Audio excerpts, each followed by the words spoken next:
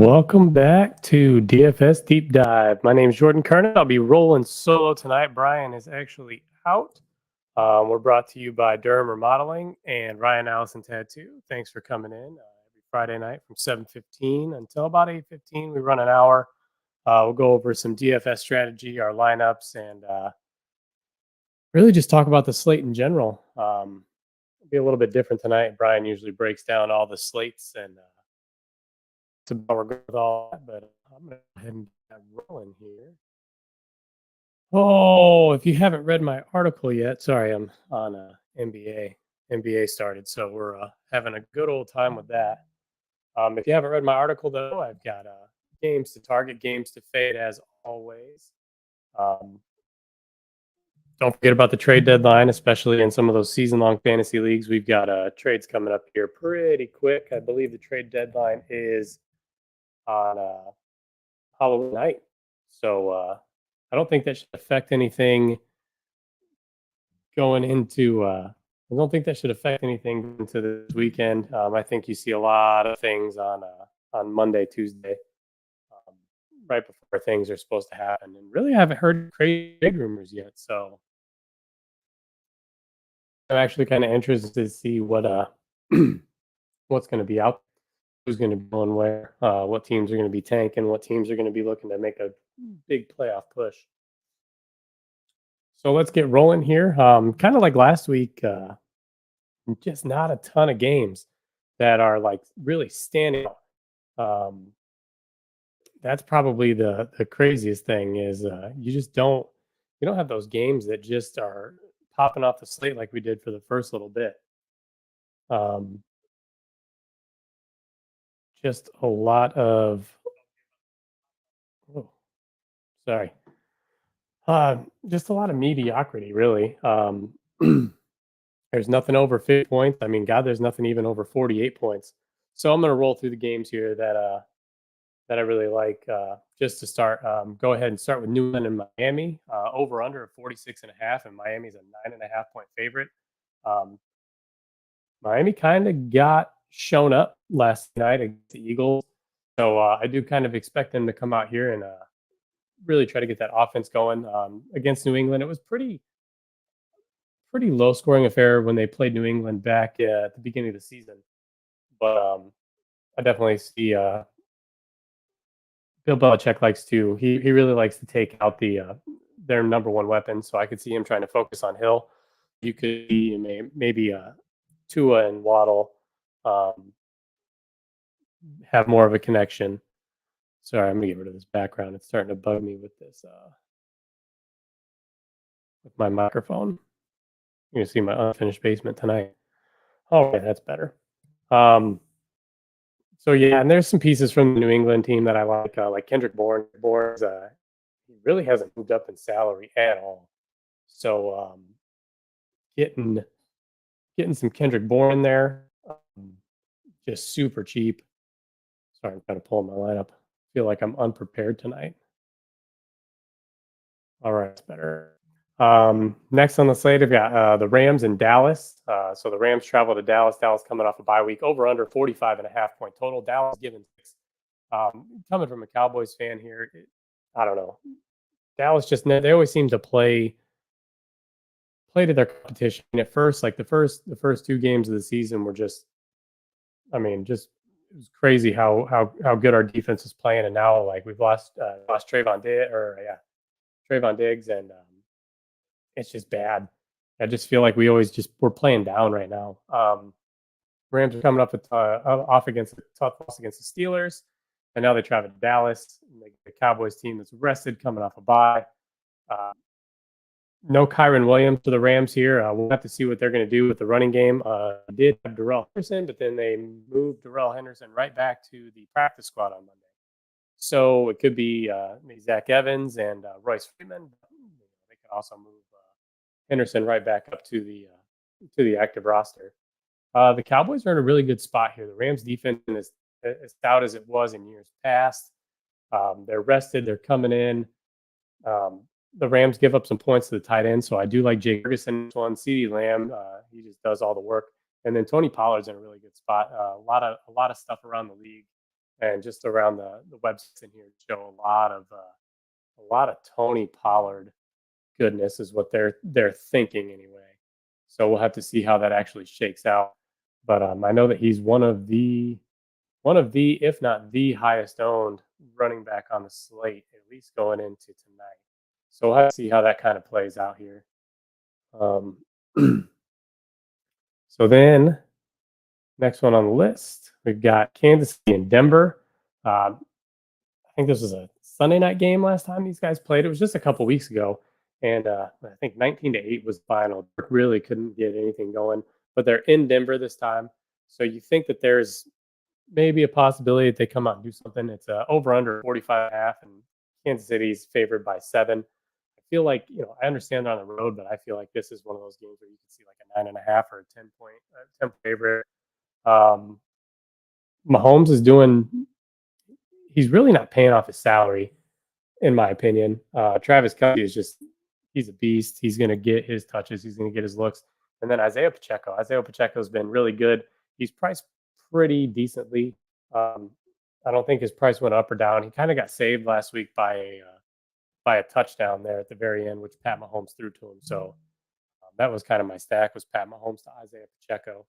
But there's easily some smaller. There's definitely some smaller, cheaper stack prices for this guy here. But you'll have to see here. I mean, I was like Mahomes and Kelce though. This is it felt gross to kind of write this one down, but Houston and Carolina over under 43.5. So not really what we're looking for. And Houston's given 3.5 points. I feel like Houston can really get after the quarterback, and Bryce isn't very good, but you can't deny that he's throwing the ball. Bryce Young's throwing the ball a lot, and when he's throwing a lot, he's throwing it to Adam Thielen. CJ Stroud has been a very good and a very relevant quarterback in his start to his rookie campaign. And there's no Robert Woods this week. So Tank Dell at a cheaper price looks like he could be a perfect stack option. He's only 4,900, so we'll get into that. Then you have Baltimore, Arizona, over under 44.5. Baltimore giving 9.5 points. Baltimore's coming off just destroyed Detroit. Detroit couldn't get anything going. Lamar Jackson really showed out. His price came up a little bit, but he's in a great matchup this week. But it always seems like Lamar has to have a competitive game to really go off. That wasn't the case last week, but I guess the way they kind of were talking about things, and he was thinking maybe that they were going to come out and show him up. I do think that it's a good spot for him, but I don't care is going to be competitive enough to make Lamar be another relevant quarterback. Then you have the last game that I wrote up, Philadelphia at Washington, over under 43.5, Philadelphia -7. Last time this matchup went to overtime, Philadelphia needed every little bit to come out with a win. Over 60 points scored in this game. I said it last time we talked about this game. This is one of those games where they just play each other tough. It's a division rivalry match. And I don't know what it is. Philadelphia can come out and they can slow down one of the best offenses in the league, but they'll let Washington hang around with them all day. So it'll be kind of interesting to see. Do I see another 60-point, easy game that pops off? No, but I definitely see it over the 43.5 total. So it'll be interesting to say the least. So that's all the games that I have to target. Games to fade. So Atlanta, Tennessee. Now, I do get pieces from both of these games, but it's not the game environment you really want to target. 35.5 point over under, and then Atlanta -2.5 on the road. Tennessee's going to be rolling out Will Levis or Malik Willis, and it sounds like they're both going to get some playing time. So I don't think you can touch the quarterbacks, and that really kind of just kills their passing game, in my opinion, just because you don't know what Willis is. He's a runner, and he's going to run. Where Levis is getting kind of his first NFL action here, so it just doesn't look good. Atlanta on the other side, Desmond Ridder, the last 3 weeks has been really relevant. Not last week, but the 2 weeks before that, he was the millionaire maker winning quarterback. He's still priced really cheap. He's got some good stack options. Bijan Robinson went from being one of those guys where you weren't sure if you could really trust his price to he went from 7,300 last week all the way down to 6,000. So this is the price range that I could really see getting after. Tennessee's good against the run, but B doesn't do all of his damage through the run game. He does a lot of it through the air. Um, he's had at least 5 targets in every matchup except for 2. Last week, I really wouldn't count last week just because he was sick, so he only played 18% of the snaps. So really, matchup in his rookie campaign, he's had at least 5 targets except for 1. So if he's feeling better at 6K, I mean, that's just a huge drop off. And if he does anything close to his potential, he's going to be probably pay that off pretty well. And then Cleveland and Seattle, over under 38.5. Seattle giving 3.5 points. No Deshaun Watson again. PJ Walker, you had a huge output of points, almost 80 points scored in this one last week when Cleveland played Indianapolis, and PJ Walker scored 6 points, 6.9. Just, and if I'm not mistaken, I'm pretty sure he was the starter. Yeah, 6.4 points, 178 yards, 1 interception. 15 of 32, rush times for 3 yards. Just, I mean, the running backs did it all. Keep an eye on. So Jerome Ford was supposed to be out the next couple weeks, which would have opened the door for Pierre Strong and Kareem Hunt. But now Jerome Ford has actually been upgraded to questionable. So we'll keep an eye on that one here. And then the Seattle side, I think Tyler Lockett was on the injury report here. So Tyler Lockett's on the injury report, but he was a full participant today. It was a hamstring. So if he plays and if DK Metcalf is good to go, the Browns didn't show it, but they're still number 1 against the pass. So like somebody like Jackson Smith and Jigba, like he was him and can't think of the guy's first name, but Bobo. Those are kind of the guys that you wanted. They were super cheap last week, but with Lockett and Metcalf back, I don't like that at all. I wrote a little disclaimer this week. If you look at the quarterback situation, and we'll dive into the pricing and stuff like that, it's either pay up or pay down. There's only a couple quarterbacks in the $6,000 range that I even wrote up, and I do one of them. But this just feels like one of those weeks where you're either going to pay way up or you're going to pay way down. So with that being said, I'm going to read off my lineup after we get back from a quick commercial break, and we'll roll into these position groups. So here's Durham Remodeling. Serving the Quad Cities area since 1973. And with over 50 years of excellence on their track record, you'll see why it's so easy to trust their experts when it comes to all of your home improvement projects. This family-owned business has you covered on all your needs. Protect your home or building from the elements today and get great roof repair services. Need new windows? No problem. Durham Remodeling can upgrade your windows and doors. Whether you want to upgrade the little details in your home or office, or want to tear a room down and start fresh, the expert contractors at Durham Remodeling have your back. Even the smallest changes can completely transform your space. Ready to start entertaining your friends for backyard barbecues? Durham Remodeling will help you plan, design, and build your deck and patio for the perfect outdoor space. Durham Remodeling's work is 100% guaranteed, so you can rest assured that you're getting the best service around. Call 309-786-6715 today for your free estimate for all your roofing, siding, flooring, windows, and painting needs. That's Durham Remodeling, 309-786-6715. All right, we're back. Before I get into my lineup here real quick, so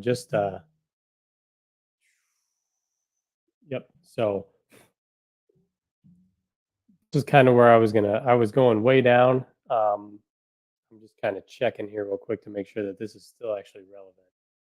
Oh God, where is he? There he is.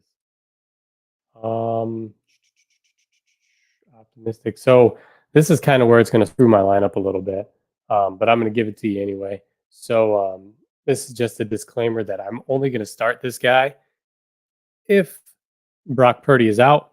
So I started off my lineup with Sam Darnold. He's only $4,300. Purdy was in the concussion protocol really late in the week, so they didn't think that he was going to. They didn't think that he was going to clear. So I had Sam Darnold in there because at 4,300, 15 points keeps you relevant in a tournament. And for cash, I mean, he doesn't have to do anything, and he's got all the weapons. I tried to get to Christian McCaffrey as much as I really wanted to, and there is a way to do it, but I don't have him in this lineup, and that was kind of where I was going to go with my stack. So, matter of fact, we're going to go ahead and do this because I do. Yep, I like that. All right, so I did. So I was going to stack Sam Darnold, Christian McCaffrey, which I did that. So Sam Darnold at 4,300, McCaffrey at 9,200, then Breece Hall at 5,900. He's getting all matches, super cheap for a price going up against the Giants. Alvin Kamara, 7,300. I said it last week. That was the last week we're going to see for 7K. I was right, and I don't see him going anywhere. He's getting all the targets and in the passing game, and he's just doing all this offensive runs through this guy. Then going with the rookie who put on the man pants against San Francisco on Monday night. That's Jordan Addison. The dude just went off. And going up against Green Bay, he was up against Tre'Davious White, which is a pretty elite shutdown corner, and now he gets Jair Alexander. But we saw what he did last week, so I definitely could see him having another good game going up against Green Bay. A little bit different being in Green Bay. He's going to get all the looks. I mean, he's the guy right now because Justin Jefferson's still out for a little while. Then Zay Flowers at 5,600. Another guy in a good spot. He's getting a lot of targets. The Arizona secondary is not very good. So it's when Lamar Jackson's looking to throw, it's either him or Mark Andrews. Then somebody that I mentioned earlier, Adam Thielen at 6,600. Another really solid buy. I mean, they're coming off a bye. He's the guy on this team. Just double-digit targets, and 3 out of 6 weeks played, and no less than 8 in 5 of those 6 weeks. I mean, he's doing it all. And Bryce Young just looks for him every time he's in trouble. Tight end paid way down. Trey McBride at 28. No Zach Ertz. Zach Ertz is on the IR, and Trey McBride was already pretty heavily involved in this offense. So to see, I mean, there were some weeks where Zach Ertz was getting 8 to 10 looks, and so now you're opening up all those looks to either Trey McBride or Marquise Brown. McBride was on the field for 53% of the snaps last week and got 18% of the targets. So last week he was the number 2 guy in targets behind Hollywood Brown. So the targets for Ertz have to go somewhere. So then, like I said, Christian McCaffrey. I did Tyreek Hill in this lineup, but and I'd probably get back to something weird like that. But it just depends where I want to go with quarterback. Because, like I said, Sam Darnold was kind of a lock for me at that price. And if Purdy plays, I don't want any part of Darnold, so I'm gonna have to rethink it all. And then defense, I think I wrote it in my article as well. There's a lot of pay down defenses. If Purdy plays, I really don't mind getting to the Bills defense. They're only 2,200. They let you do a lot with the lineup, and we saw what Minnesota did to San Francisco last week. A lot of these I'm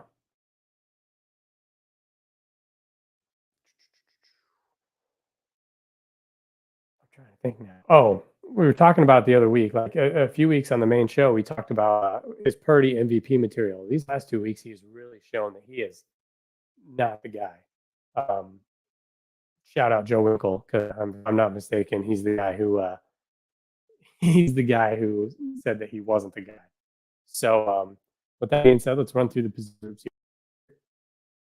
And let's start at quarterback. And this is what I'm talking about, guys. You've got Pat Mahomes, Jalen Hurts, and Lamar Jackson, all over $8,000, all in great matchups. The only thing that I don't like is they're all on the road.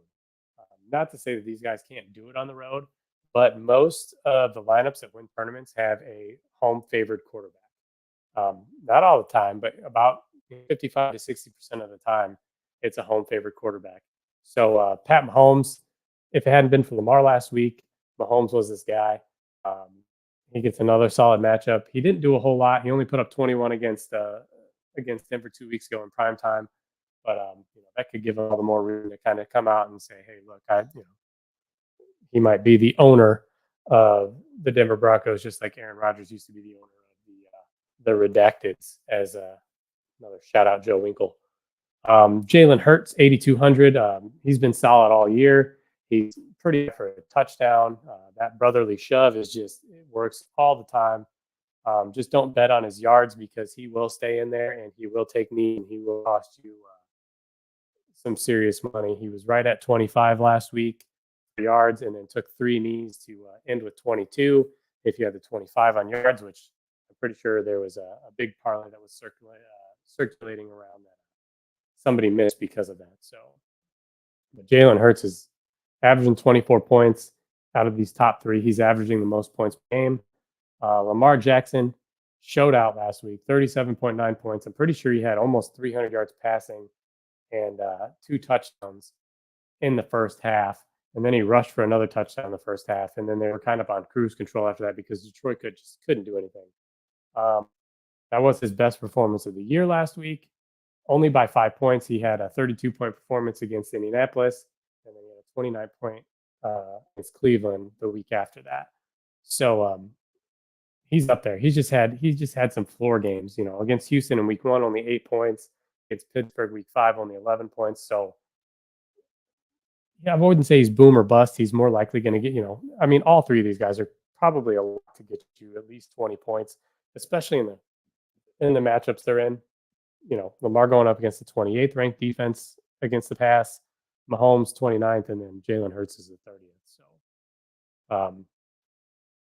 So yeah, like I said, I think it's a pay up or a pay down week. I didn't write up Tua. Like I said, last time we played New England, only 13.3 points. They are at home this week, so I do see there's probably a path to it. He is home, he's favored, but the top 3 guys, if I'm going to pay up for 2, I might as well find the other, $700 to get up to Holmes, or $500 to get up to Hurts, or $400 to get up to Jackson. I wrote up Kirk Cousins. He has been probably one of the most consistent quarterbacks on the year. He did have a little bit of a rough stretch with an 11 and a 9 point, but then he hasn't had anything less than 20 every other week. So just 2 really down weeks. He gets Green Bay here in Green Bay. Green Bay hasn't been good. Jordan Love just doesn't seem like he can sustain drives. So I do see Kirk Cousins probably getting some extra work. And honestly, Minnesota's run game, I'm waiting for the week that they really turn it loose to Cam Akers. Madison's been getting the volume, but Akers has been doing just as much with less. So I'm really kind of curious to see, if they're going to give it to the hot hand, because Akers is the hot hand right now. But as long as they keep splitting the backfield work and Madison keeps being mediocre, Cousins is going to have to continue to do it with his arm. So look at his attempts on the season: 1, 2, 3, 4, 5 games out of his 7 weeks that he's played with over 40 attempts. And 6 out of those 7 was 30 attempts. The only week where he only had 19 attempts was against Carolina, and I don't know why. It must have been a really good defensive game. Skipped over Stafford, 6,600, going up against rested Dallas defense. I do think Stafford's pretty much a statue back there, so I could see him taking some sacks if something's not open. He does have 2 great wide receivers who are quick. They're going to get out there. They're going to get open. So if the offensive line can hold back the Cowboys' pass rush, he should have time. But I see him taking some sacks, and I don't see him being super great. And even when he has been great, he has only scored 20 points 1 time this year. And 20 points at 6,600 is just not going to do it. first quarterback in the $6,000 range. CJ Stroud coming back from a bye. His last 2 weeks before the bye weren't great, 14 and 15 points respectively. That was the good Atlanta defense and then a pretty decent New Orleans defense. So now he gets Carolina. I was reading an article today, and it said when CJ Stroud gets when he gets time to throw, he is on point, and the Panthers are ranked dead last in pass rush. So CJ Stroud should have all day. We'll see what happens, but I do really like CJ Stroud in the mid range. Trevor Lawrence is dealing with an injury. He's listed as questionable right now. We saw how questionable he was last week, and I mean, he still only scored 18 points, but I mean, the guy ran for almost 60 yards. So he only threw for 1 touchdown. Now he gets Pittsburgh. Pittsburgh just helped Matt. You know, the defense hasn't been great, but they can play when they need to play, and it's in Pittsburgh. So I think I'm going to stay away from Lawrence. First time I've written up Dak Prescott this year. Being a Cowboys fan, I'm not a Dak believer. I don't think I ever was. Honestly, when Cooper Rush came in for him, I don't know, it was like 2 years ago, or was it last year? I can't remember anymore.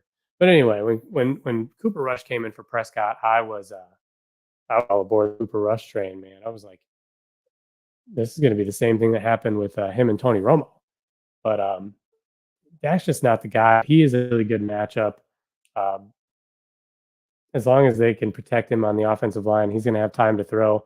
They do like to play to their competition, or the defense gets a lot of work, or Tony Pollard gets a lot of work. So at 6,100 is pretty cheap. He's kind of been in that range all year.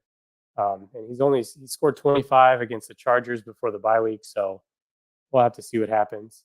It's over Joe Burrow. I understand what Kirk Cousins just did to him, but San Francisco's back at home. I'm sure they're probably going to put a little bit of an emphasis on their defense. So I don't. If I'm going to pay in the $6,000 range, I'm probably going to get the CJ Stroud, just because he's got the better matchup. Oh, then we get into some ugliness here. Geno Smith at 59, I skipped over him. Kyler Murray still out. Jordan Love has not looked good all year long. Brock Purdy still going through concussion protocol, so we're watching him. Derek Carr, I don't like Derek Carr. Deshaun Watson is out. Gardner Minshew was the guy last week, 34.1 points. I just don't like chasing that. It's another tough matchup against New Orleans defense, and I don't like chasing it. At 5,400 though, 20 points gets you tournament winning upside. So Daniel Jones has been officially ruled out. So Tyrod Taylor is not somebody that I mind. 21.7 points against Washington last week, threw for 2 touchdowns, rushed 8 times. So Tyrod Taylor can really do it with his legs as well as his arm. I like, with Tyrod in there, I do like Darren Waller a little bit more, just because he found him early and often, and hopefully that's just kind of a sign of things to come. But I didn't write up. He's not my favorite. Russell Wilson going against the Chiefs. They didn't do anything last time, so I don't see it being any different. Sam Howell against Philadelphia. So Sam Howell's only $5,200, and this is kind of the range where there's a lot of, like I said, you can either go pay down at quarterback and pay up everywhere else, or pay up at quarterback and kind of be in the meh range. But it is doable because there is some value out there this week. So Sam Howell against Philadelphia. Last time he played Philly, put up 19.6 points at that price range. That's almost 4x his salary. Passed for 388, 2 touchdowns, 1 interception, and rushed 4 times as well. So I don't mind Sam Howell, especially now that they're at home. So maybe they have a little bit of maybe he throws 1 more touchdown pass being at home. It is a thing. So that 19 could turn to a 23, and that's good enough to win a tournament. If he's scoring a 23, that means that Jalen Hurts has to score a 40 to really hurt you.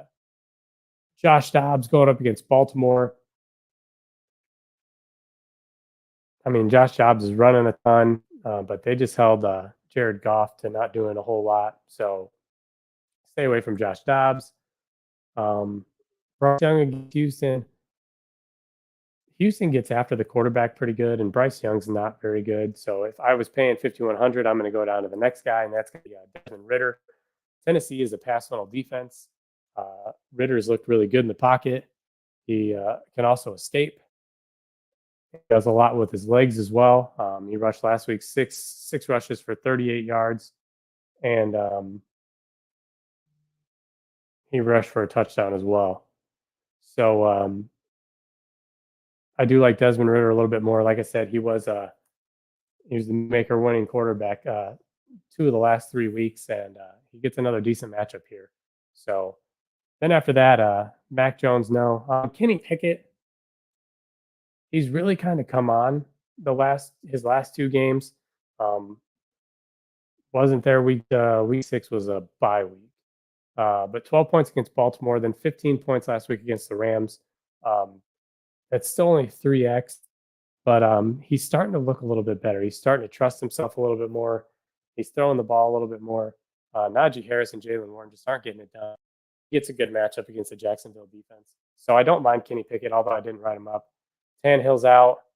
Zach Wilson's not good. PJ Walker, really after that, the only other person I was really interested in was Sam Darnold. I didn't write him up because at the time Purdy hadn't hit concussion protocol, but Sam Darnold is if you're playing like cash or double ups, if he's out, Darnold's going to be the guy. You just lock and load him, and then you can literally get Christian McCaffrey, and you can have 2 7K running backs, and then you can have right around $6,000 range for all the rest of your wide receivers. Make sure it looks really good. So with that being said, that's all the quarterbacks. So we're going to jump into running backs right after this commercial break from Ryan Allison Tattoo. Transform your body into a canvas of exquisite storytelling and profound self-expression with the skilled hands of Ryan Allison. Craft custom masterpieces that tell your unique story together. Ryan specializes in color tattoos as well as black and gray. He also practices a diverse range of styles, whether you're passionate about anime, fantasy, mythology, pop culture, video games, movies, the esoteric, nature, creatures, dot work, black work, or you have your own ideas. Ryan embraces your distinct vision with an unwavering commitment to passion, precision, and originality. Each project he undertakes is a labor of dedication, a fusion of research, artistic ingenuity, and profound symbolism. His commitment to authenticity is nothing short of remarkable, infusing his very soul into every creation. From half and full sleeves to bodysuits, awesome back pieces, to majestic front panels, Ryan is the artist for anyone seeking powerful, breathtaking artwork. With every stroke of his needle, he weaves a tale that's as unique as you are. Don't settle for ordinary tattoos when you can elevate your ink to the extraordinary with Ryan Allison. Embark on your creative journey by booking a consultation with him and proudly exhibit your story on your skin. Visit Ryan at Why Not Ink Studio in North Park Mall or check out his portfolio online at ryanallison.art. Ryan Allison Tattoos.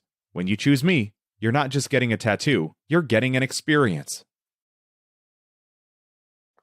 All right. Welcome back, Ryan Allison Tattoo. Check him out, Why Not Studios over at North Park Mall. All right, let's jump into the running backs here. Obviously, we're going to start off with the Prince himself, Christian McCaffrey. Highest price running on the slate, and it's not even close. But the dude is a stud.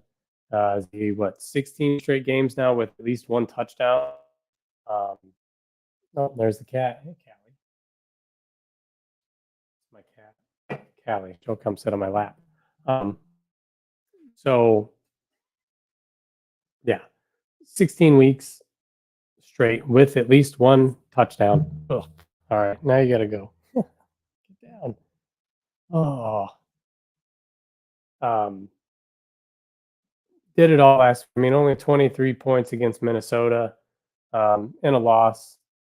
The 2 weeks prior to that, 14 points each of those weeks. But going up against pretty defenses, they didn't have to do much against Dallas because they blew them out, and then Cleveland really held them down all that whole game. I think he was half hurt, so But decent matchup against Cincinnati here.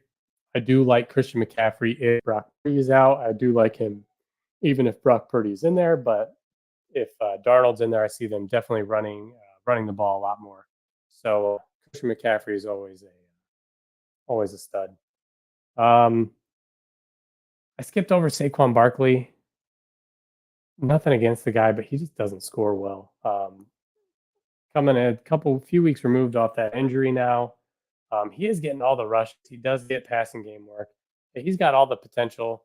The Jets defense isn't the greatest against the run, but I feel like there's just better matchups at deeper prices here. So I skipped over Barkley. I skipped over Mostert. He's still questionable, and he's still kind of. I mean, the guy's just not getting a full workload. First, it was Achane. Achane was splitting carries with him, and now he's splitting them with Ahmed. Jeff Wilson Jr. is back. I mean, there's 3 running backs in that backfield, and if Mostert's even just a little bit hurt, if the other guys are healthy, I would rather play one of them at a cheaper price than Mostert. Derrick Henry going up against Atlanta. 7,600. Like I said, I'd rather go down to the next guy. Atlanta's been a pretty decent defense, and if they're going to make Levis and Willis try to beat them through the air, then they're just going to stack the box and try to stop King Henry. Next guy, Tony Pollard. Usage in there for the guy every single week. He's getting tons of touches. He gets passing game work. He does it all. Cowboys are well rested, coming back. The Rams defense hasn't been good against the run. So I do like Pollard. He was kind of one of the first guys on my list.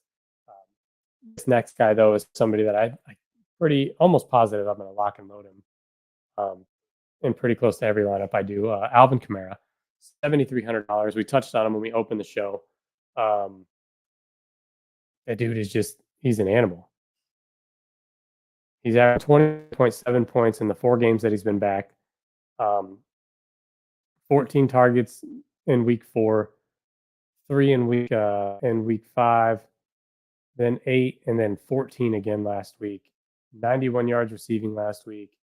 The ball 2 times, 62 rush yards, no touchdowns. So he's doing all this work. He scored 29 points last week without a touchdown. I mean, imagine if he throws a touchdown in there. It sucks because Taysom Hill's in there, and they've got so many different things that they can do at the goal line. But if Alvin Kamara can put it, he's going to just smash that. And he's already over 4x at the price that he was last week. You throw in a touchdown, that's 5x his salary, and I think it only grows from here. I do think if he puts up another game, I think he's going to be just missing 8,000 next week. So I'm going to roster him in a lot.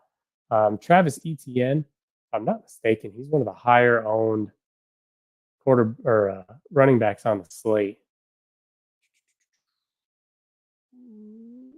Nope, I'm wrong. He dropped all the way to 14, but yeah, I don't know. I mean, he gets volume. He gets the volume. They are going up against Pittsburgh. If the guy touches the ball, he's touched the ball at least 12 times every game. And actually more than that if you throw in his receiving. So at least 15 touches every game so far this year. He's not down. Tank Bigsby's not threatening him at all. So Etienne's a good pickup. Ken Walker, another guy who's getting all the work for his team. The rookie Charbonnet is just not threatening him at all either. So he's even getting passing game work. Not a ton. He's not getting as much passing game work as Etienne is. So for the extra $200, I feel like you get more targets. But Walker gets a lot of the carries by the goal line as well. So Kenneth Walker is somebody, I didn't write him up, but he's somebody who's playable. Aaron Jones looks like he is off the injury designation, although he's not at 100% by any stretch, according to Matt LaFleur. So do with that what you will. I don't know. I still don't. AJ Dillon's sucking up carries from him anyway, even though AJ Dillon wasn't good when he was absolutely out. So I don't know getting to Aaron Jones, even though Minnesota doesn't defend the run very well. So we'll have to see what happens here. but it's not my favorite play. Then you get down to DeAndre Swift. DeAndre Swift, same. I mean, this guy's getting all the touches. Nobody's challenging him in the backfield. Every once in a while, they'll bring in Boston Scott or Kenneth Gainwell and kind of give him a little catch his breath. But DeAndre Swift's like the perfect like cash game quarterback. He's gonna get you 12 to 15 points probably every game. He's gonna get his looks. He's gonna get passing game work. It's just a matter of he's got the tournament upside, but he's almost a lock for that. So you're looking for a floor in a cash game anyway. I'm kind of curious on what Jonathan Taylor's role is going to be. New Orleans defense is pretty good, but he's been splitting carries still with Moss. Although Zach, they were exact split last week, 18 carries apiece. But Zach Moss did not practice today, and listed as questionable. So he was limited Thursday, but absent Wednesday and Friday. So if he's hampered at all, like I said, the Saints are really good. They're allowing an average under 100 yards a game. I don't know that I'll get there, but if Jonathan Taylor's got the backfield to himself, maybe worth a look. Especially if they hand the ball off 32 times a game. If Jonathan Taylor gets 25 of those, he is definitely live to make that pay off for sure. Somebody else we touched in the opening, Isaiah Pacheco, 6,100. His price didn't go up from last week.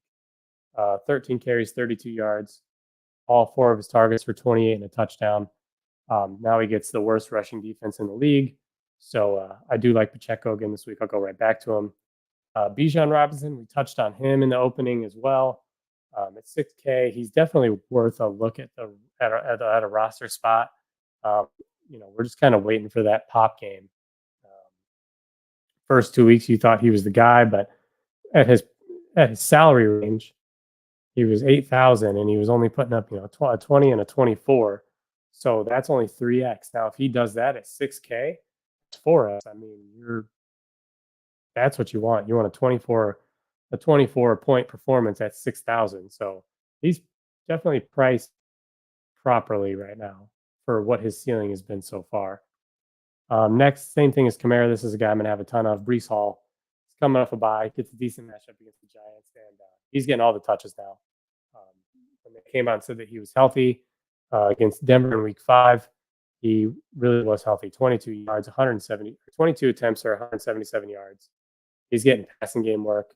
Dalvin is washed. He's not threatening him at all for touches. He's more of a change of pace back now. So Breece Hall, he's going to be locked and loaded into all my lineups. Joe Mixon. Joe Mixon was somebody who is super high owned. 3rd highest owned running back on the slate right now as it stands. Don't get that going up against San Francisco. I guess if people are going to be on Joe Mixon, Mixon is 20% owned in some of your contests. Like, that's a good thing not to take. Not to say that he can't get it done, because there was, 2 years ago, there was a stretch of like 4 weeks in a row where he was in the top lineup, and then it was like 6 out of 8 weeks that he was in the top lineup. So he can do it. He can get there. And I thought this was going to be the year without Samaje Perine stealing touches from him, but man, Cincinnati's getting off to a slow start, and going up against Francisco D, I just don't really trust it. So then we get into Breece Hall. I skipped over Alexander Madison. I skipped over Zach Moss because he's hurt right now. Waiting on injury designation from him. Got to Gus Edwards. I wrote him up in my article, but kind of looking at his production, he's getting all the touches. He's getting 15 carries, 12 carries, 16 carries, 14 carries.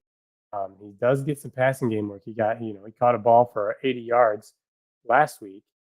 So he put up a 12.4, but he hasn't scored anything higher than a 12 since that, or before that.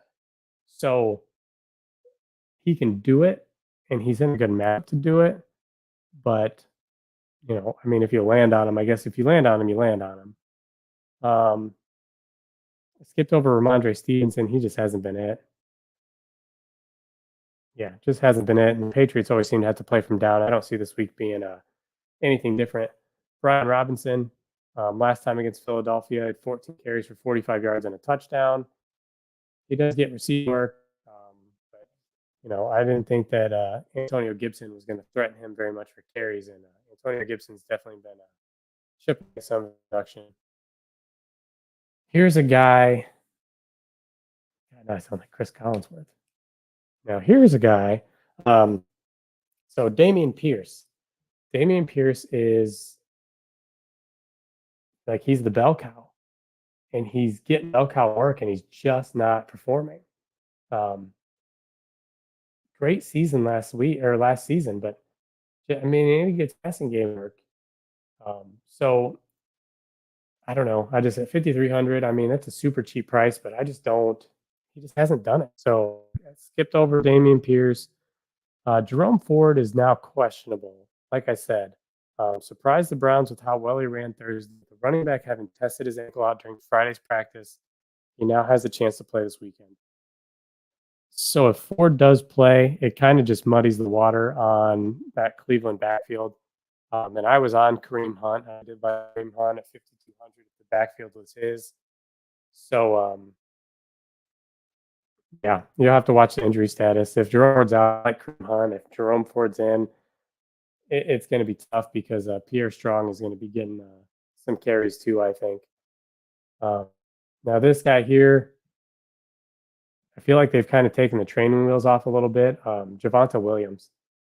Everybody's kind of been up on him. I see him dropped out there in a lot of fantasy football leagues, but I think he's just starting to come into his own. 4 targets last week, 3 of them for 14 yards, 82 rushing yards, which is his highest output by 30 yards on the season. The Chiefs held him down last time, but I just felt like Denver always had to throw. So I could see this as a game where they maybe try to give the rock to Javonte Williams to kind of slow the pace down and really grind out some drives. So we'll have to see here. I do like Javonte Williams though. AJ Dillon. I'm not a fan of AJ Dillon with Aaron Jones in there. Even if Aaron Jones isn't 100%, Jones is going to get carries. I don't like Najee Harris. Tyler Algier at 5,000. I'd rather just pay up for Bijan and his upside. Mason San Francisco is just not getting any work with Christian McCaffrey in there. Miles Sanders going up against Houston. Now, Houston does give up a lot of they're susceptible to the run, but I was more interested in Chuba Hubbard.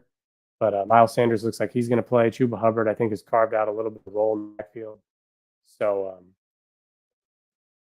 it's like, what do you do? Same thing with Jalen Warren. I mean, he's splitting touches with Najee Harris. They're going back and forth to Elijah Mitchell with CMC in there. Don't like that at all. Darrell Henderson at 4,800. You got to watch him to see if he's even going to come back to the active roster. A few guys here that I wrote up that one of them was kind of based off an injury, and that's not going to happen anymore.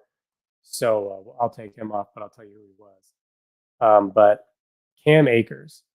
Talked about him when we were talking about Alexander Madison. Cam Akers he's just the more explosive back, man. 10 carries last week, 31 yards, 2 catches for 30 yards on 3 targets. Compared to Alexander Madison, who had 8 carries for 39 yards and then 2 receptions on 3 targets.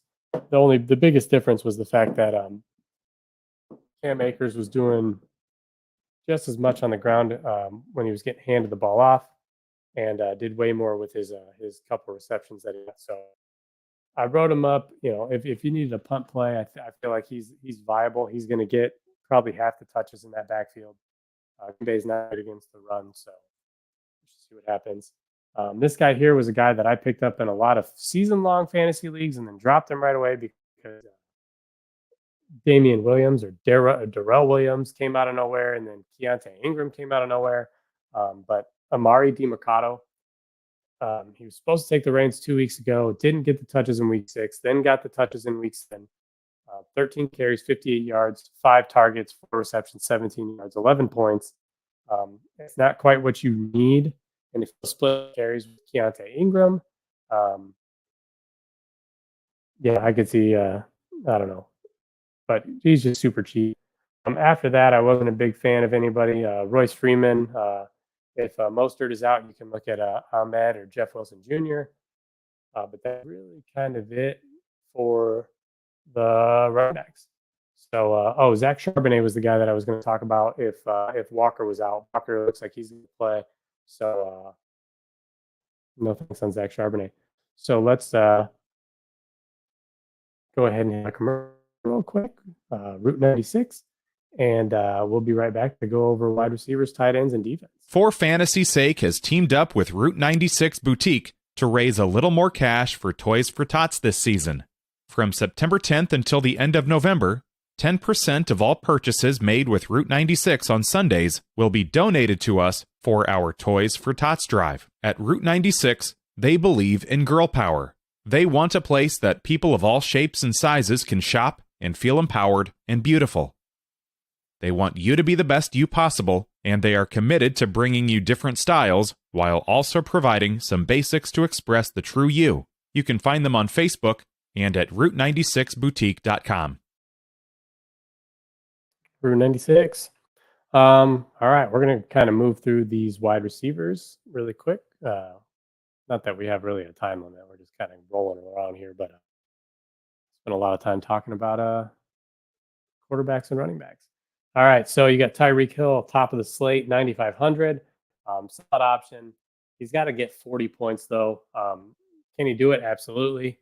Can he do it against New England? I don't know. He didn't have kind of an outing against them last time, only 15 points. So it could make an emphasis to get the ball to him, but who knows? But he's always a slot option, always has the 40-point upside. After that was Cooper Kupp at 9K. For the matchup, I think I'm just going to go to Hill. I'm going to pay that high. Then you have a huge drop-off down to 8,100 to Jamar Chase. I wrote him up. I do like him. Jordan Addison just torched the secondary. So Jamar Chase, somebody who's got just as much talent, if not more, of Addison. Actually, he's probably got more talent than Addison as of right now. But Burrow just had a bye week. Burrow looked good the last couple weeks. Jamar Chase could smash here at 8,100. A. Brown, he's been on fire. He's the clear-cut number one. I know last year it was kind of like him and Devonta Smith were priced a lot in the same range. But A.J. Brown is the guy. And that's gone to show. I mean, he's just put up 20-point performance after 20-point performance. I mean, since week 2, he had 6.9 points. Since then, he hasn't scored less than 21. So, and then he's had a 40 and a 32-point game inside those. So, A.J. Brown is the guy. Last time against Washington was this game. He put up 41.5 points. I don't see that being a thing, but I would say he's definitely alive for 30 points. I would say at least 20. So we'll see what happens here. Puka Nacua was it last week. 8 catches, 154 yards. Yeah, touchdown. Nope, no touchdown. So, yeah, just smashing out there on just receptions alone. So at $8K or $7,900, it's tough, especially when you have a guy like Kupp as well. I mean, who knows which week it's going to be? I mean, it's a coin flip. I guess for me, like if I was going to pick one of the two, I just pay down for Puka because he has the same upside. And if he's a little bit quicker, a little bit more spry than Cooper Kupp is, why not? CeeDee Lamb, they're in a good matchup here. If you go with Dak Prescott, CeeDee Lamb should be a stack piece. Him or Jake Ferguson. CeeDee Lamb, when he gets the ball a lot, he's the number one target on his team. Good shot to go over 100 here, I think. Get back on track after the bye. Jalen Waddle was somebody that I was kind of interested in because Hill had a Q tag, but that's since come off. I think Waddle's still just priced way too high for what he's done this year. 7,500. He's got to get you almost 30 points just to pay off the price tag. So skip over him.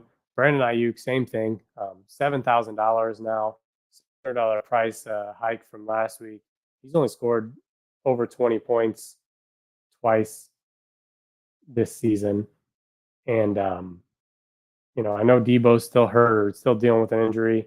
So Debo is still out. But Brock Purdy just good, and I don't trust Purdy to make Ayuk look good. Ayuk is a good wide receiver. Thought that for a little while, but quarterback play is kind of hurting him. DK Metcalf, I'm kind of staying away from DK Metcalf. He just doesn't do. I mean, he gets the ball, he gets targets, but now with Smith and Jigba kind of coming on, splitting it between the three of them. Devonta Smith, he just hasn't been it. He hasn't had a double-digit performance in 3 weeks. AJ Brown's sucking up all the targets, all the production. So I'm staying away from Devonta Smith. Adam Thielen, here's the next I wrote up in my article. He's been the guy, averaging 22.6 points. I mean, even if he just scores his average, that's 3x. Working on 4. So he's going to be priced up a little bit too much here. The only thing, I mean, Bryce Young could just have a terrible day, but I do like Thielen. Pittman came out and he was crying last week about how he doesn't know if he doesn't know how involved he really is. He only had 2 catches, but one of them went for a 75-yard score. So he had 5 targets.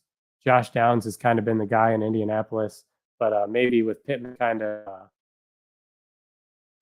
saying something about it, maybe Pittman is more involved. I didn't write him up. Chris Olave.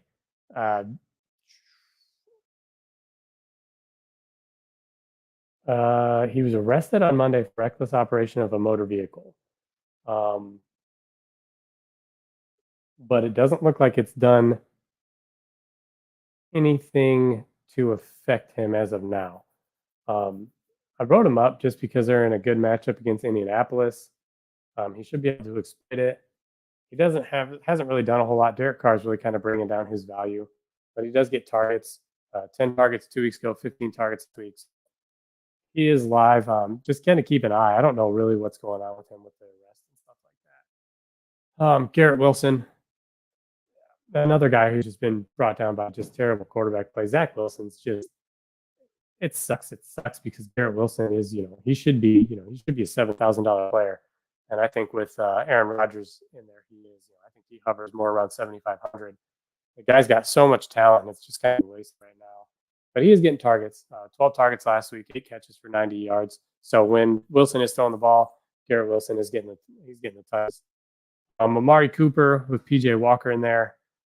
PJ Walker only scored 6.4 points, so naturally Amari Cooper just didn't have a big game.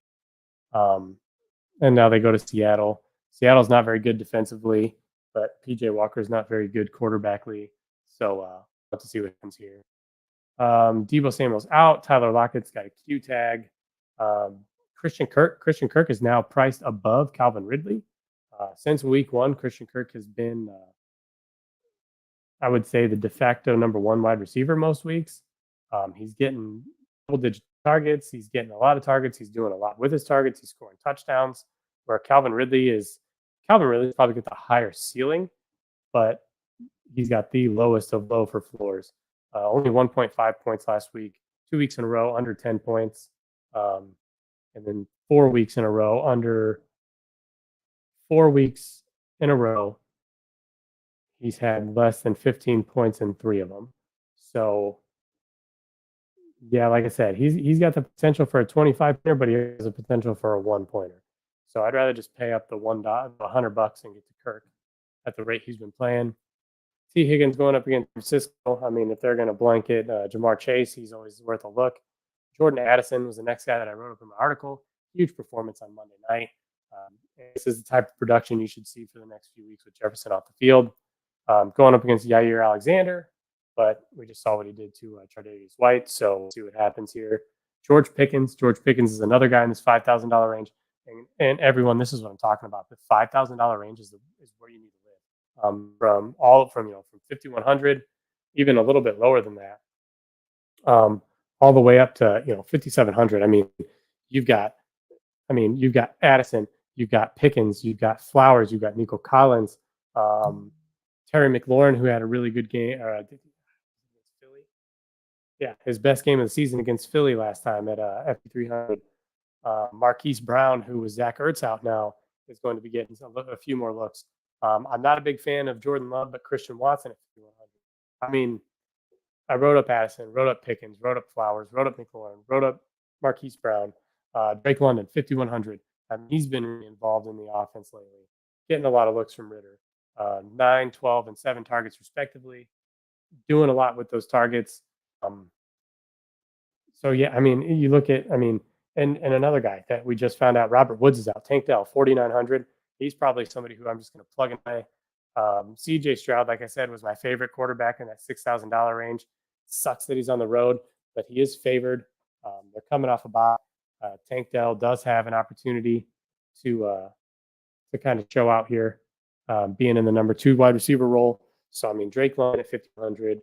Rashee Rice, not getting the volume, but he does get the looks in the end zone. Tank Dell at 4,900.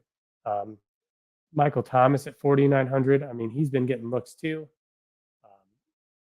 Yeah, no less than 6 targets in every game this year. So he's getting looks.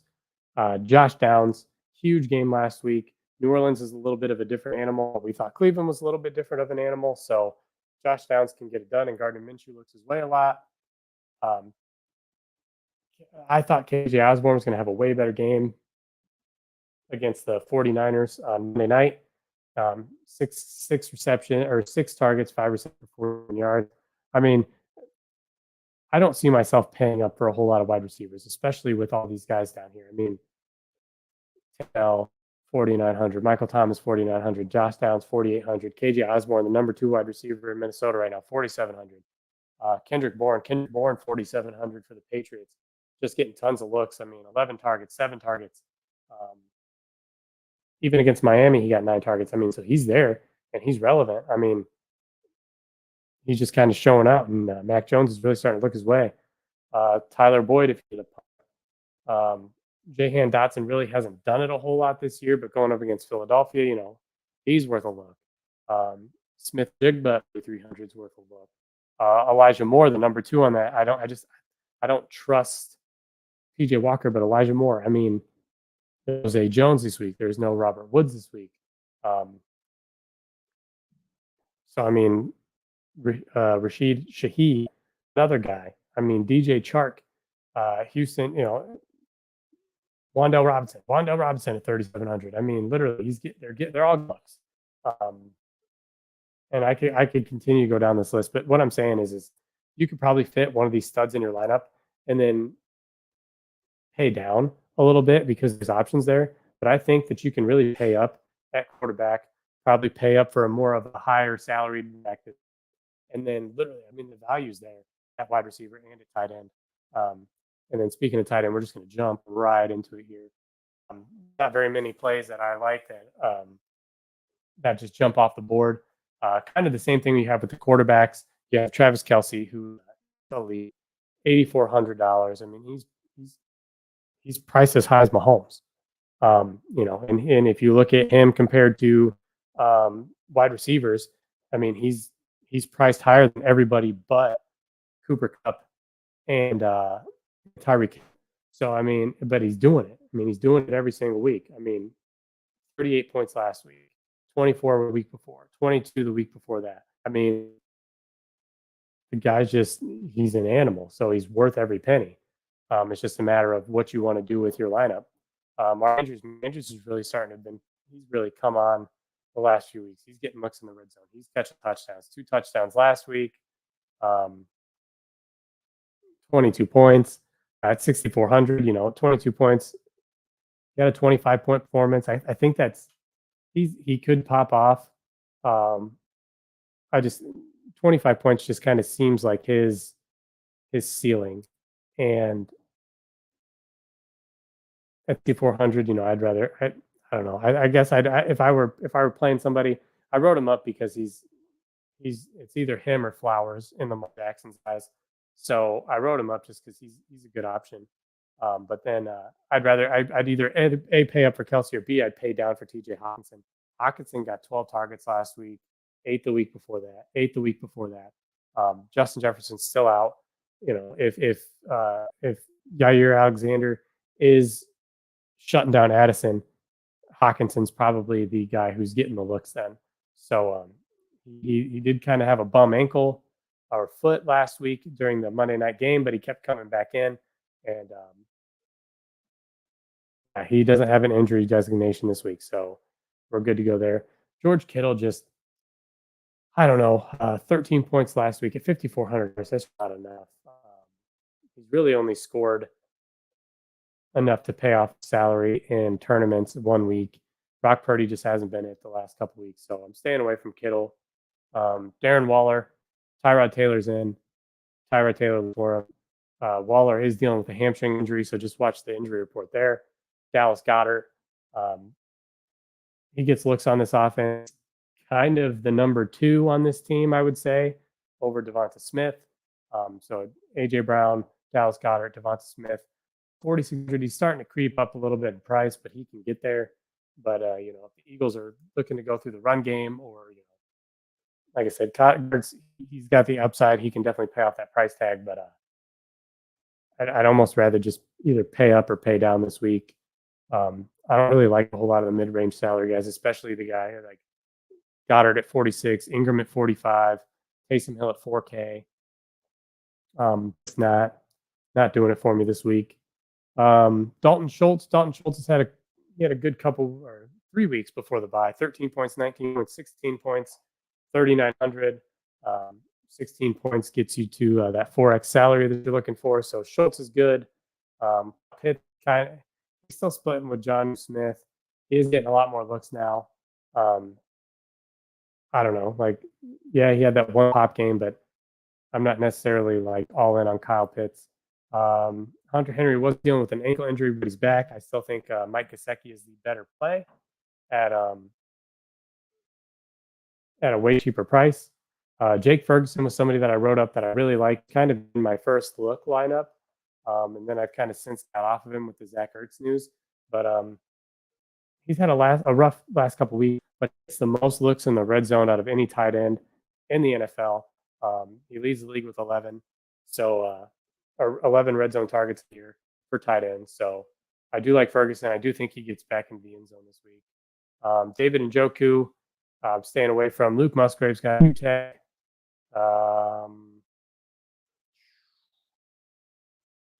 That ankle injury. He got hit pretty hard too. They find, I don't know if they suspended the guy or not from Denver, but I had Musgrave as my anytime touchdown guy last week, and of course he failed me. Jordan was just not doing it for him. Jonnu Smith, I'd rather play Jonnu Smith over Kyle Pitts. That's just me, just because he's a little bit cheaper. Logan Thomas is boom or bust. He either gets targets or he doesn't. Tyler Higbee, same thing. With Puka and Cooper Kupp, I think Tyler Higbee has become irrelevant. Tyler Conklin's got a good matchup against the Giants. He's getting looks. He gets targets. Just needs to fall in the end zone one of these times, and he'll pay off his salary, no problem. Hurts on the IR. Kylan Granson, he's out. John Johnson, Chigo Conquo have both been irrelevant. Hayden Hurst is somebody that I wrote up. Hasn't had a good week since week 1, and that I was all over him week 1, and haven't talked about him since, and now we're back. He gets looks. I mean, he's got nothing less than 3 targets every week since week 1. Week 1, he got 7 looks. All he needs is a red zone. He falls into the red zone, and he pays it. He pays off the salary. And then we already kind of talked about Trey McBride. With no Zach Ertz, I could see Trey McBride definitely getting a few more targets. Somebody else I don't mind is Noah Gray. We talked about Mike Gesicki. I know that Travis Kelce's kind of been doing it all, but Noah Gray is out there quite a bit. Only 1 target last week, so maybe not Noah Gray. But I do like Gesicki for sure. He's out there half the time on the field.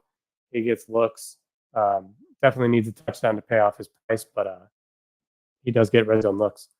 So that being said, we're rolling on to defense here. So we're going to end the night with defense. Only a few minutes over here. Like the Eagles as the top. I don't think the Eagles should be priced as the top defense. I understand that Washington and Sam Howell's not good, but I mean, look at what happened last time. It's just not a good game. Only 4 points. So I don't think that warrants them to be the highest paid defense on the slate. Ravens, 4,200. 49ers defense hasn't been the greatest. Going up against Cincinnati, who are pretty high powered. So I think Burrow can exploit that. New York Jets going up against the Giants. That's the first team that I wrote up. $4,000. The Jets are winning. I think it's because of their defense, not because of their quarterback play or Breece Hall. So the Jets defense and stacking them with Breece Hall might be a way to go about it. The Chiefs, the Broncos just aren't good. The Chiefs held them to 8 points last time. I could see another one happening here. No to the Dolphins, no to the Saints. Being a Cowboys fan, their defense just hasn't looked, get touted all year long how great their defense is, and it's just like it seems like we haven't been able to get after the quarterback. And the Rams have two high-powered offensive weapons that could really probably do some damage. No to the Giants, no to the Seahawks. The Texans was my next one, 3,300. They're kind of my range. Bryce Young just hasn't been good, and the defense has been able to force quarterbacks into mistakes this year. So I do like the Texans at 3,300. No to the Colts. The Titans was somebody else I wrote up. I just think this game environment's really low scoring, so I think it plays in the favor. And with the offense just kind of playing the way it is for the Titans, I think the Titans are really going to have to rely on their defense. So I do like the Titans, 3,100. Said no to the Browns. Said no to the Steelers, even though the Steelers probably not a bad play at 2,900. But I do like Falcons going up against Tennessee. You got a rookie quarterback and somebody who's been irrelevant since he came into the league, and Malik Willis. So I do like the Falcons. They've been tough this year. No to the Jags, no to the Packers, no to the Panthers. The Vikings. Vikings was somebody that when I first looked at it, I was all the way down in the bottom range. I was like, you know what, the Vikings against Jordan Love, I kind of like that. So I like the Vikings here. No to the Rams, even though Dak will throw an interception most likely. It just always happens. No to the Commanders. No to the Cardinals. No to the Patriots. No to the Broncos. A team that I really do like, and I think you can really get down there and punt them at $2,200 are the Bengals. Purdy's just, I don't know what's going on with Purdy, but he looks like he's seen ghosts. He's back there just throwing the ball up, just bad decisions. He hasn't looked good. I don't know if it's his time to kind of fail here, but at 2,200 they kind of open up getting to those next tier of running, so those next tier of wide receivers, if that's what you're looking at doing. So I think definitely floating on the under $3,000 range. I just think there's between the Falcons, Vikings, and Bengals, I think there are some really good options to really open up your salary. Something else I wrote up in my article, if you haven't been following us on X or Facebook at the For Frequency's Sake Network, or you can follow Dan at Gotham Gambling. You can follow myself at Fantasy_sports on X. Basketball's back. If you're having a rough time with NFL has a lot of variance. There's a lot of different things that could happen. There's a lot of players. You look at matchups and stuff like that, but there's a lot of things that could, just for example, like you look at matchups last week, and Gardner Minshew shouldn't have had the game that he had going against Cleveland's defense, but he did. You can't predict that. NBA's back. NBA compared to all these other sports is with the least amount of variance. Especially once we get past these first couple weeks, you're going to know who's playing what minutes, who's in good matchups, what teams are playing a specific pace, who's worth their price, who's not. You can watch the injury reports and who's going to, they come out and who's going to sub in for these guys. If there's an injury, if they're playing on a back-to-back, who's going to sit in the back-to-back. This is kind of where I really started my daily fantasy sports winning mentality, was last year, right at the tail end of the NFL season and then into NBA. I won a lot of money on NBA. Not like, oh, hey, obviously not a ton of money. I have an unfinished basement down here. Because if I won that money, I would have paid somebody to do it, and I have a really nice studio. But NBA, I was winning. There was, I think, a 2-week span where I won probably $1,200. off of 3 NBA contests. So if you haven't tried NBA, I don't watch NBA. I have no clue what I'm talking about when it comes to NBA. But playing DFS, I've slowly started to learn. Um, and myself and Dan, who is Gotham Gambling on X, we started doing a ladder challenge. So you start to just see some of these God, I can't think of the word now. You start to see some of these patterns, and you start to see what players are doing what, and maybe who had a good game last time and who they're focused on this time, and who's getting the minutes, who's not getting the minutes, who gets the foul trouble, who doesn't get in the foul trouble, who has the high ceiling, who has the floor. Um, I mean, you can, and a lot of this stuff is all free. I mean, you can get onto any website. I mean, you can literally type in DFS plays for fantasy basketball, and it's going to bring up 100 different websites. Some of them are pay websites, yeah, but a lot of them aren't. Like, you can go in and they've got free articles that you can read or free YouTube videos you can watch that literally break down the whole NBA slate. Now, are you going to get good after a week or two? Absolutely not. It took me almost half the first season to even sniff the cash line. But then after that, it started to become easy because it was like, okay, I know that. I mean, last year, just for example, like that Nikola Jokic is almost live for a triple double every single game. Is he expensive? Yeah, absolutely. But the guy's going to be in there. He's going to get his looks. Then you had guys like Damian Lillard, who, if anybody was out for the Trailblazers, Damian Lillard was the guy. I mean, and he was putting up 70, 80 points all the time. And then sometimes DraftKings just doesn't price these guys right. And because NBA happens every single day, it's hard for them to keep track of who's injured, who's out, who's not playing. And then when you have a middle of the day injury report and say, you've got Jason Tatum's out. Okay, well, Drew Holiday's probably the guy who is going to benefit. Or just for an example, you just know that those minutes are going to be there now all of a sudden for a guy. So if NFL's not working for you, regardless of whether or not you know anything about basketball, give NBA a shot. Look up a few things, do a couple things on there. It's a little tough to navigate right now just because it's the beginning of the season. There was a lot of off-season moves. You got a lot of guys on a lot of different teams who are doing a lot of different things. Give it a couple weeks and then hop on and start looking. You're going to start seeing the guys who are locked into 30 minutes a game. You're going to start seeing the guys who shoot three-pointers and who get hot from three-point land. You're going to see the guys who are going up against a team that can't rebound very well. And it's going to get easy. And like I said, it's predictable. You can predict what's going to happen in NBA, where in NFL you really can't. You're really going off of, hey, this guy's in a good matchup, or hey, this guy's mispriced, and then you're just kind of sitting on a hope and a prayer. So that's kind of my spiel. I wrote it at the end of my article. So if you get on and look at my article on Substack on the For Frequency's Sake Network, you can read a little. It's about 4 paragraphs about NBA and how you can kind of turn your NFL woes into your NBA highs. And NBA is a long season, and you don't have to wait you don't have to wait a week to play. You can play every day. So that's going to do it. We ran a little bit over time, hour and 20 minutes.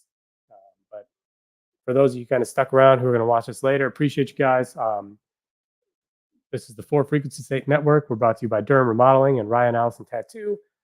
Check those out. You can see me on X at jfantasy_sports. I'll be back on Sunday with the guys. We're going to do the Sunday live show, so I'll be hosting that. And then next week, check out my article. It comes out at 10 a.m. on Fridays, and then Friday night at 7:15, right here on the network. Brian and I, and hopefully Brian's back next week because I get kind of lonely. But Brian back next week. We'll talk about the slate. We'll get into week 8, 9. It feels like halfway done, guys. It's rough. It's rough. You wait all this time for it, and then you get there and you're just like, well, it's over already. So yeah, we're halfway through the NFL season. We're pretty darn close anyway. So yeah, that's it. So if you got no questions, it's been kind of lonely in here. Nobody wrote me any questions. There's only one guy watching. Yeah, check the video. We've got some good good content out there. And then join us Sunday at 10 o'clock for the main show where we break it down. We got anytime touchdowns, we've got bets, we got it all. So thanks for hanging out with me tonight, guys, and I'll see you next Friday.